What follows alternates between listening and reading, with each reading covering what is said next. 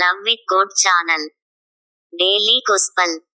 Mark நற்செய்தியிலிருந்து வாசகம். அதிகாரம் 13. இறைவார்த்தைகள் 24 முதல் 32 வரை. அந்நாள்களில் அவ்வேதனைகளுக்கு பிறகு கதிரவன் இருண்டுவிடும், நிலா ஒளி கொடாது. விண்மீன்கள் வானத்திலிருந்து விழுந்த வண்ணமிருக்கும், வான்வெளி கோள்கள் அதிரும். அப்போது மிகுந்த வல்லமையோடும் மாட்சியோடும் மானிட மகன் மேகங்கள் மீது வருவதை காண்பார்கள். பின்பு அவர் வானதூதரை அனுப்பி, அவர்கள் மண்ணுலகில் ஒரு கோடியிலிருந்து விண்ணுலகில் மறுகோடி வரை 4 திசைகளிலிருந்தும் தேர்ந்து கொள்ளப்பட்டவர்களை கூட்டிச் சேர்ப்பார். அத்தி மரத்திலிருந்து ஓர் உண்மையை கற்றுக்கொள்ளுங்கள். அதன் கிளைகள் தளிர்த்து இலைகள் தோன்றும்போது கோடைக்காலம் நெருங்கி வந்துவிட்டது என நீங்கள் அறிந்து கொள்கிறீர்கள்.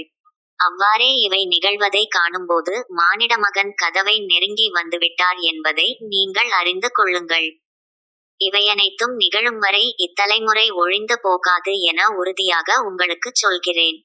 விண்ணும் மண்ணும் ஒழிந்து போகும், ஆனால் என் வார்த்தைகள் ஒழியவே மாட்டா.